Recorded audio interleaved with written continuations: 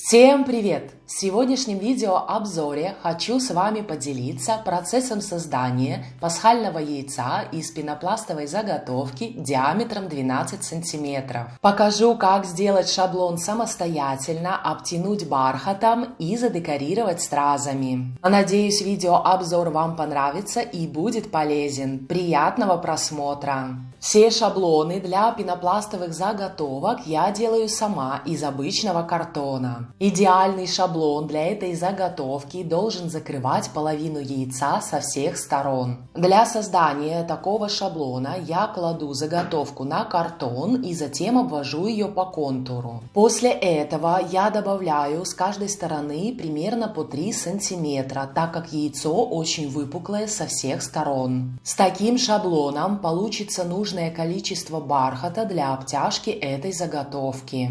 Размеры шаблона: в ширину 15 см, в длину 18 см. И для создания этого пасхального яйца я решила его обтянуть вот таким нежно-голубым мраморным бархатом. Цвет бархата очень нежный, красиво переливается и со стразами смотрится шикарно. И далее хочу уточнить один важный момент о правильности вырезки бархатной заготовки. Так как я хочу, чтобы бархат на яйце смотрелся нежно и было видно, что это мраморный бархат, я буду вырезать заготовку так, чтобы ворс бархата смотрел вниз. И обязательно хорошо тянулся именно в ширину. И именно благодаря этому вы с легкостью обтянете любую заготовку бархатом. Теперь по шаблону обвожу нужное количество бархата. Для этого я использую обычный черный маркер. Сразу обвожу по шаблону 2 половинки бархата и затем их вырезаю с помощью ножниц. Для нарезки бархата я советую использовать хорошие ножницы для удобства вашей работы.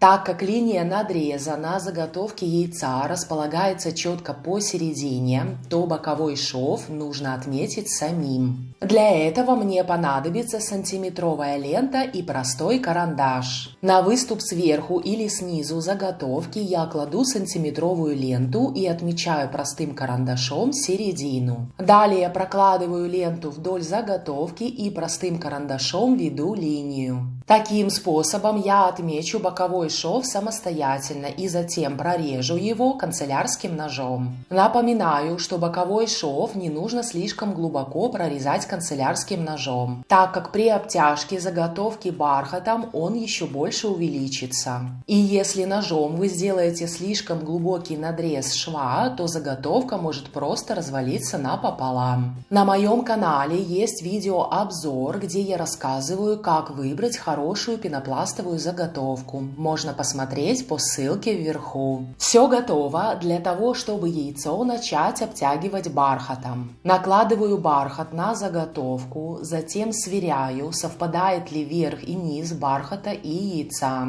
После этого фиксирую бархат на заготовке рукой. И начинаю обтяжку с низа заготовки. После того, как низ бархата я зафиксировала, перехожу к верху. Когда верх и низ яйца обтянут, только после этого я перехожу к обтяжке боковин.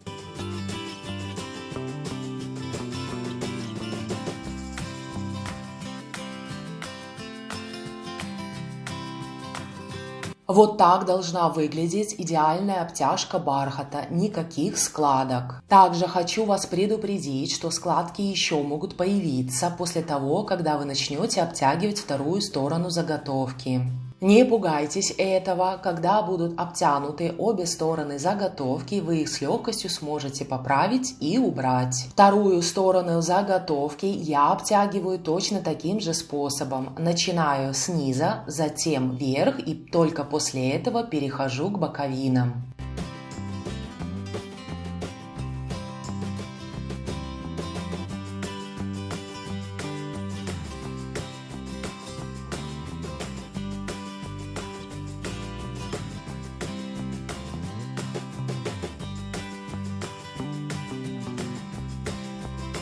Вот так выглядит шов после обтяжки бархатом, ни единой складки. Яйцо готово, и теперь перехожу к следующему этапу – это закрытие шва. Закрывать шов я буду с помощью горячего клея и тесьмой в виде косички, ширина ее 0,8 мм. Но есть один момент – при нарезке эта тесьма расходится. Поэтому конец этой тесьмы я скреплю с помощью горячего клея и простой тесьмы серебряного цвета шириной 0,5 мм. И после этого начну закрывать шов на заготовке с помощью этой тесьмы.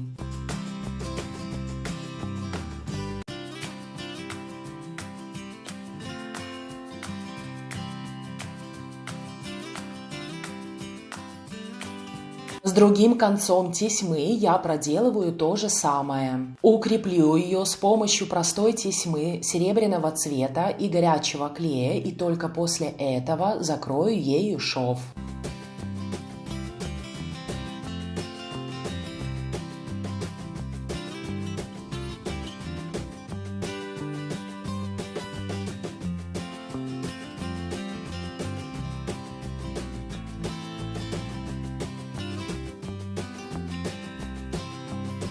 И вот такое яйцо уже получилось. Эта тесьма очень красиво сочетается с нежно-голубым мраморным бархатом. Теперь осталось только задекорировать его стразами. И маленький совет: после использования такой тесьмы храните ее вот в таком варианте. Так вы будете уверены, что она сохранится в нужном вам виде. Для декора пасхального яйца я выбрала стразы в двух цветах – аквамариновый и прозрачный в серебряных цапах. Для выкладки узора я буду использовать стразы различных форм и диаметра. Но перед тем, как задекорировать пасхальное яйцо узором из страз, сначала я его украшу цепью со стразами шириной 2 мм в серебряном цвете. Украшать яйцо цепью со стразами я буду только с лицевой стороны, укладывая ее боком. Клеить цепь со стразами я буду на клей B6000. Сначала нанесу немного клея для того, чтобы цепь зафиксировать на заготовке, и только после этого начну далее проклейку.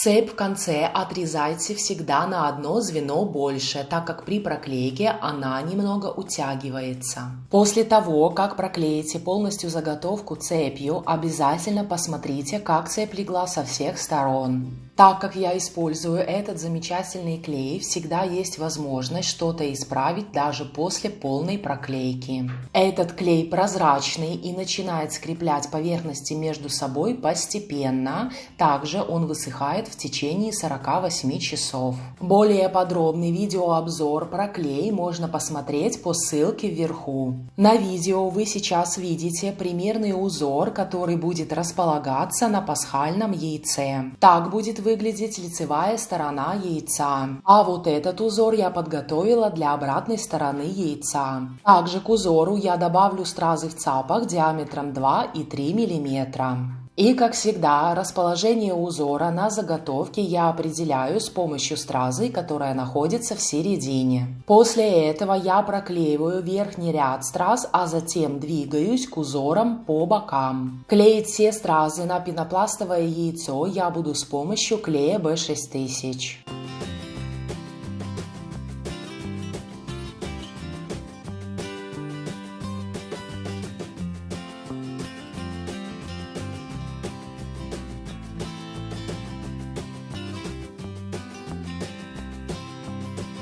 И вот так выглядят боковые узоры. И теперь можно переходить к узору, который располагается посередине. Стразы диаметром 2 и 3 мм я буду проклеивать после нанесения полного узора. При проклейке узора посередине сначала я проклею его скелет. Теперь можно приступать к проклейке боковых страз в середине узора. Дабы видео не затягивать, я поделюсь с вами уже готовым результатом. Узор на лицевой стороне почти готов, осталось к нему добавить только стразы диаметром 2 и 3 мм. При проклейке таких страз очень удобно использовать в работе стилус. Так работа идет быстро и получается все аккуратно. В данном случае удобно клей наносить на бархат в то место, где будет располагаться страза. И вот такой узор получился с лицевой стороны. Очень хорошо сочетается с нежно-голубым мраморным бархатом. Осталось теперь только добавить узор из страз на обратную сторону пасхального яйца.